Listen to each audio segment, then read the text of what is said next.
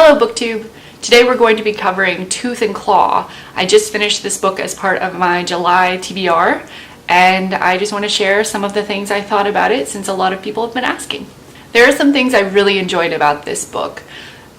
Going into it, I had heard that it's Pride, Prejudice, and Dragons, and that it is set in sort of Victorian style, England-ish.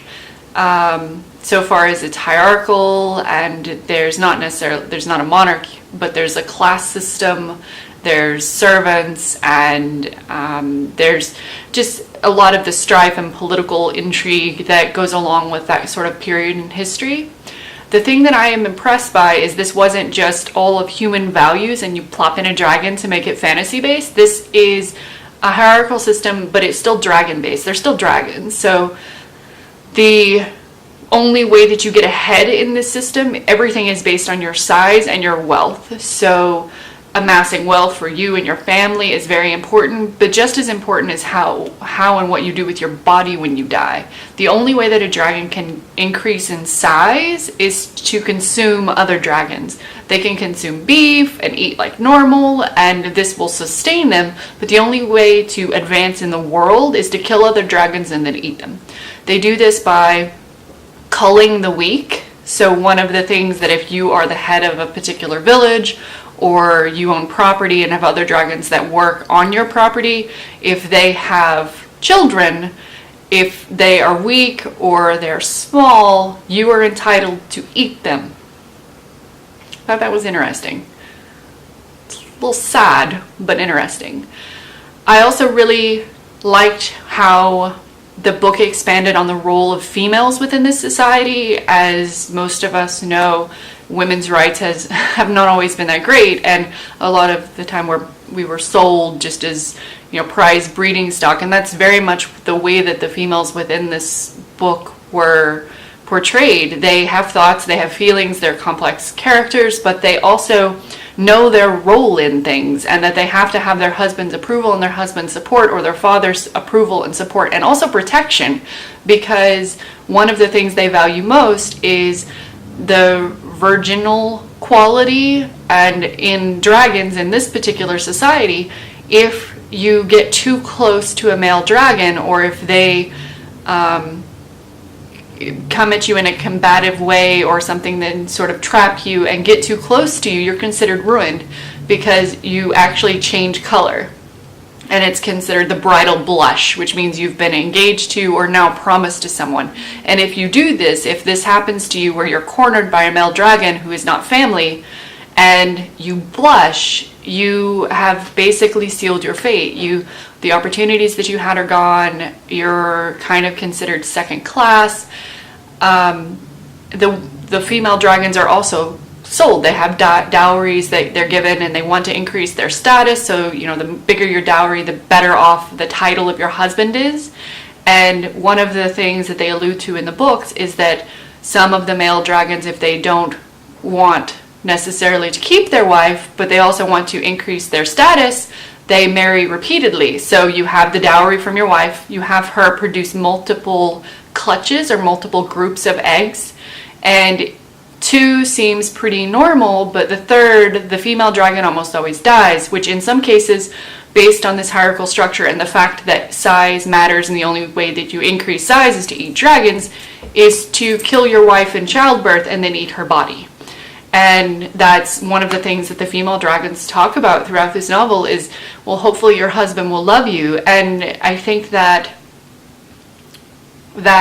lens that they're looking through, and then the lens of the brothers and the constant fear and pressure of another dragon who may be bigger than them eating them or killing them for their position and to gain size and then advance them even more is definitely real. And they talk about how that stress impacts the decisions that they make, and the interaction between them and their sisters and their father's wishes when he passes away, and all of the political intrigue that's going on behind the scenes. I think this was really well thought out and pretty well put together. It was an enjoyable read as well. A few things that I wish had been done slightly differently. The first is, and don't take this as a spoiler because it's not, I'm not saying that everything comes out happy and everybody gets exactly what they were wanting. That's not what this statement means. But I felt like some of the interactions were a little bit Disney and a little bit too serendipitous for me. And that does not mean that everything worked out for everyone. So this is not a spoiler. It's just, there's a few interactions that I didn't feel were genuine. The second thing that I really actually didn't like about the book was the intrusive narrator. It wasn't needed. The story was shown in other ways, so you didn't have to have someone say, oh, they've lost touch through the years. You didn't need someone interrupting the story and taking me out of this world to state a fact that's very obvious within the text. And I found that a little bit jarring, and there's a couple times that I actually put the book down just because I was really immersed in the story and some action things were happening and I was super excited, and then the narrator pops in and completely just killed it for me. I had to take a break. It only happened a few times throughout the novel, so I don't think that it was even enough for it to have been a consistent point to even have used in the first place. I hope that this will have a second book, and then I hope that they leave that out.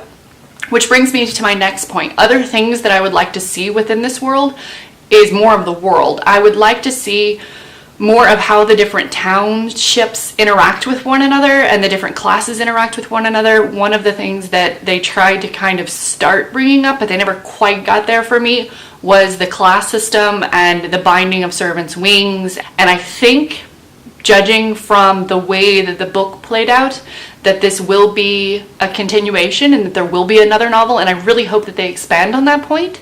I also hope that we get to see more of just the different towns and how they interact, and they brought up different customs that are popular in different cities, and just to see those two things kind of integrate a little more. I also want to know more about the Great War that they talk about. So dragonkind lived in caves, hoarded their gold, but they were not considered enlightened beings up until a war that they lost, and then they repeated and went to war with this other group, this other species, and when they did, they became civilized, and that established the culture that they have now. And it's brought up throughout the books about the Great War and the great heroes and how they brokered peace with this other species. And I would really like to see a follow-up novel that discuss the interaction between the two species and how they brokered peace, and how for the last 1,000 years or whatever it is, the peace has held, and if they continue to interact. So there's a lot of questions that I think this book leaves open for subsequent novels. It is a standalone thus far. You get some resolution for the story. It has a start and it has an end, so I wouldn't dissuade you from reading it just because there's more things that I want to see, because that's going to be, honestly, that's going to be pretty much everything I read. I want to know more. So overall, great book. I want to see more. I hope the narrator doesn't make any more appearances. And I recommend that if you like fantasy and if you like political drama, that this book could be a good pickup for you, because I think it meshes the two really well. So those are my thoughts on Tooth and Claw. I hope you enjoyed this video, and if you have read this, please leave me a comment down below and let me know what your thoughts were, and especially about the Disney aspect. If you thought that all of the conclusions were genuine and what you want to see if this does continue. If you do write a spoiler though, please put spoiler, spoiler, spoiler or something so that you don't ruin the concept or the discovery of this book for someone else. I will see you soon, and I look forward to hearing from you and finding out what all of you thought about Tooth and Claw.